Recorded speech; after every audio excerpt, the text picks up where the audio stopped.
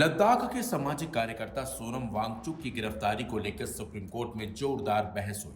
ये सुनवाई वांगचुक की गिरफ्तारी को चुनौती देने वाली उनकी पत्नी गीतांजलि की याचिका पर हुई। सोनम वांगचुक की ओर से सीनियर एडवोकेट कपिल सिब्बल ने दलील रखी। वांगचुक की पत्नी गीतांजलि की याचिका पर सुनवाई करते हुए कोर्ट ने केंद्र सरकार, लद्दाख प्रशासन और जोधपुर जेल के अधीक्षक को नोटिस जारी किया है।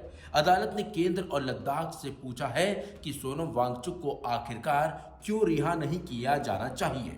सुनवाई के दौरान कपिल सिब्बल ने कहा कि सोनम वांगचुक को किस आधार पर गिरफ्तार किया गया है, इसकी जानकारी तक नहीं दी गई है। इस पर जस्टिस अरविंद कुमार की बेंच ने सुनवाई के दौरान केंद्र सरकार से पूछा कि सोनम वांगचुक की पत्नी को डिटेक्शन ऑर्डर क्यों नहीं दिया जा रहा है।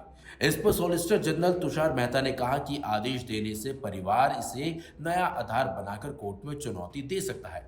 इस पर कपिल सिब्बल ने दलील दी है कि जब तक हिरासत के आधार नहीं मिलेंगे तब तक याचिका में आखिर क्या चुनौती दी जा सकती है।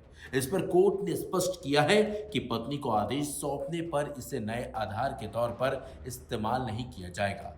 इस पर सॉलिसिटर जनरल तुषार मेहता ने कहा कि हिरासत में लिए गए शख्स को इसके बारे में जानकारी दी गई है।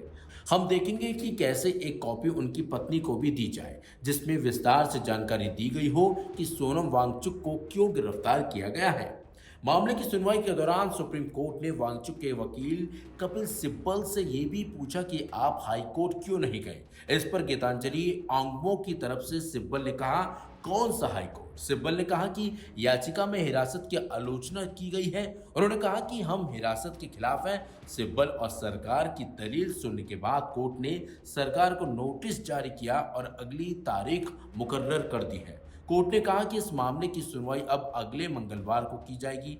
आपको बता दें, वांगचुक को 26 सितंबर को लेह में हिंसा भड़काने के आरोप में राष्ट्रीय सुरक्षा कानून के तहत गिरफ्तार किया था। फिलहाल वो जोधपुर सेंट्रल जेल में बंद है।